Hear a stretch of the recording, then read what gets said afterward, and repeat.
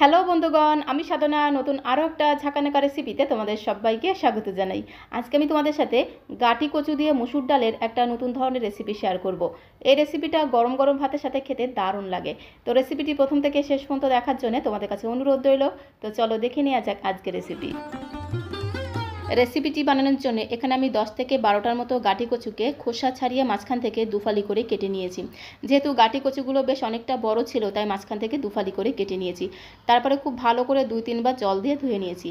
আর আজকে আমি মসুর ডাল দিয়ে গাটি কচু রান্না করব, তার জন্য এখানে আমি 100 গ্রাম মসুর ডাল নিয়েছি। এখন এই মসুর ডালটাকে 2-3 বার খুব ভালো করে জল দিয়ে ধুয়ে নেব। যতক্ষণ না মসুর ডালের ঘোলাটে জলটা পুরোপুরি স্বচ্ছ হয়ে যাচ্ছে, ততক্ষণ অবধি মসুর ডালটাকে 2-3 বার খুব ভালো করে জল দিয়ে ধুয়ে নিতে হবে।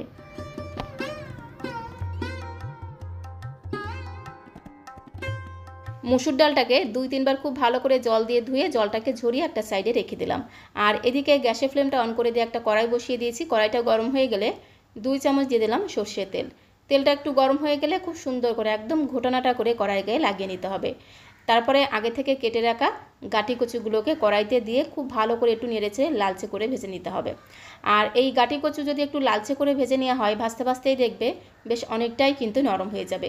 খুব সুন্দর করে একটু নেড়েচেড়ে মিশিয়ে নিয়ে এখন আমি এর মধ্যে সামান্য পরিমাণে দিয়ে দেবো একটু লবণ, আর দিয়ে দেবো একটু হলুদ গুঁড়ো।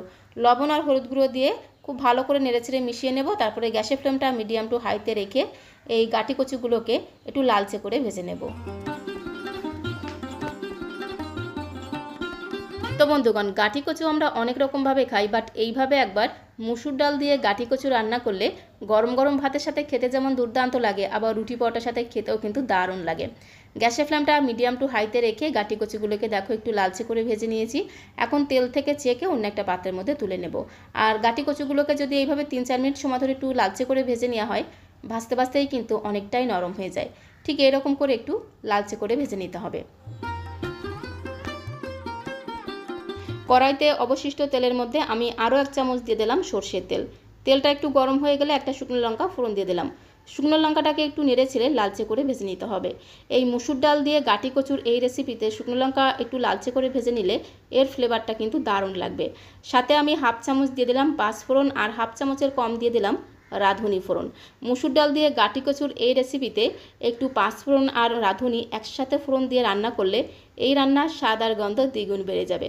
গ্যাসের ফ্লেমটা মিডিয়াম টু লোতে রেখে ফোড়নটাকে একটু হালকা লালচে করে ভেজে নিতে হবে। যখন এই ফোড়ন থেকে একটু ভাজা গন্ধ বেরিয়ে আসবে, তখন আমি এর মধ্যে 2টো তেজপাতা দিয়ে দিলাম। তেজপাতাটাকেও একটু নেড়েচেড়ে ভেজে নিতে হবে।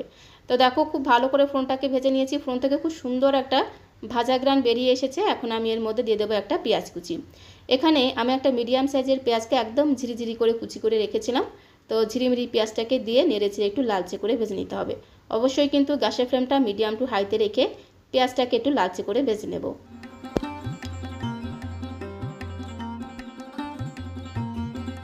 পেঁয়াজটাকে খুব সুন্দর করে নেড়েচেড়ে লালচে করে ভেজে নিয়েছি। এখন আমি এর মধ্যে দিয়ে দেবো রসুন বাটা। 4-5 কোয়া রসুনকে মিহি করে বেটে দিয়ে দিলাম। সাথে 1/2 ইঞ্চি মতো আদা আর 3-4টে কাঁচা লঙ্কা একসাথে বেটে রেখেছিলাম, আদা কাঁচা লঙ্কা বাটা দিয়ে দিলাম। তারপরে গ্যাসের ফ্লেমটা মিডিয়াম টু লোতে রেখে খুব ভালো করে নেড়েচেড়ে আদা রসুন আর কাঁচা লঙ্কাটাকে একটু ভেজে নিতে হবে।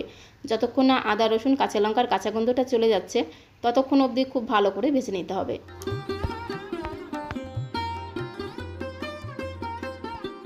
আদা রসুন কাঁচা লঙ্কা বাটা দিয়ে খুব সুন্দর করে নেড়েচেড়ে ভেজে নিয়েছি। আদা রসুন কাঁচা লঙ্কার কাঁচা গন্ধটা চলে গেছে। যখন খুব সুন্দর একটা ভাজা গ্রান বেরিয়ে এসেছে, তখন আমি এর মধ্যে সামান্য কিছু রেগুলার গুঁড়ো মশলা অ্যাড করে দেবো। প্রথমেই দিয়ে দিলাম স্বাদ মতো লবণ, পরিমাণ মতো হলুদের গুঁড়ো, 1 চামচের 3 ভাগের 1 ভাগ জিরের গুঁড়ো, 1 চামচের 3 ভাগের 1 ভাগ দিয়ে দিলাম ধনিয়া গুঁড়ো, আর খুব সুন্দর একটা কালারের জন্য দিয়ে দিলাম সামান্য পরিমাণে একটু কাশ্মীরি লাল লঙ্কার গুঁড়ো। সমস্ত গুঁড়ো মশলাটা একদমই অল্প পরিমাণে দিলাম। আর মসুর ডাল গাটি কচুর এই রেসিপিতে গুঁড়ো মশলার পরিমাণটা একদমই অল্প পরিমাণে দিতে হবে, তাহলে খেতে দারুণ লাগবে। অল্প পরিমাণে জল দিয়ে খুব ভালো করে একটু নেড়েচেড়ে মিশিয়ে নেওয়ার পরে এর মধ্যে আমি আগে থেকে ধুয়ে রাখা মসুর ডালগুলোকে দিয়ে দেবো। এখানে আমি 100 গ্রাম মসুর ডালকে 2-3 বার খুব ভালো করে জল দিয়ে ধুয়ে ভিজিয়ে রেখেছিলাম। সেই মসুর ডালটাকে দিয়ে খুব ভালো করে মশলার সাথে 3-4 মিনিট সময় ধরে একটু কষিয়ে নেব।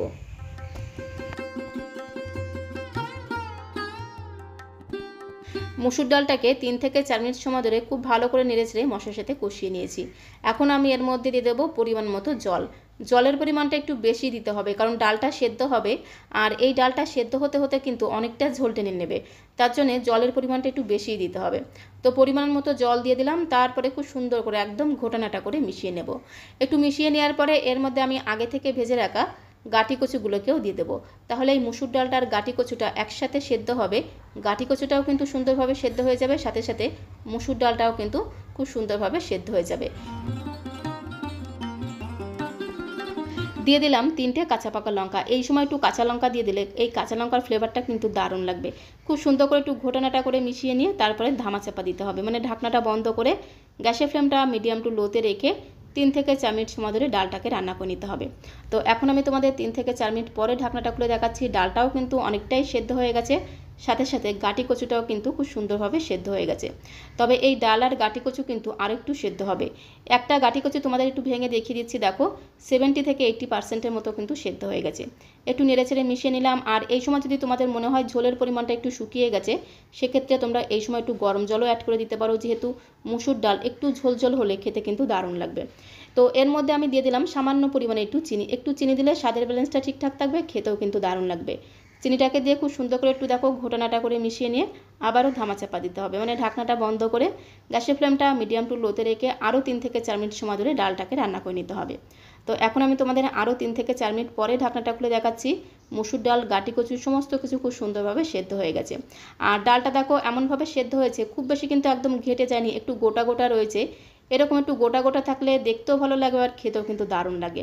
তো এখানে আমি একটা গোল হাতা দিয়ে এভাবে একটু ঘেটে দিচ্ছি, তাহলে ডালটা একটু ঘেটে যাবে, খেতে কিন্তু দারুণ লাগবে। তবে পুরোপুরি কিন্তু ঘেটে একদম মিশিয়ে দেবো না, একটু গোটা গোটা থাকবে, একটু ঘাটা হবে, এটাই কিন্তু খেতে দারুণ লাগবে। খুব ভালো করে একটু নেড়েচেড়ে মিশিয়ে নিলাম। তো মুসুর ডাল দিয়ে গাঁটি কচুটা কিন্তু একদমই রান্না করা হয়ে গেছে। গাঁটি কচুটা দেখো খুব সুন্দরভাবে সেদ্ধ হয়ে গিয়ে একদম নরম হয়ে গেছে। খুব ভালো করে একটু নেড়েচেড়ে মিশিয়ে নিয়ে সবশেষে আমি এর মধ্যে সামান্য পরিমাণে দিয়ে দেবো একটু গরম মশলার গুঁড়ো। একদম অল্প পরিমাণে গরম মশলার গুঁড়ো দিতে হবে, তাহলে স্বাদ আর গন্ধ দ্বিগুণ বেড়ে যাবে। তারপরে আমি এর মধ্যে দিয়ে দেবো বেশ কিছুটা ফ্রেশ ধনেপাতা কুচি।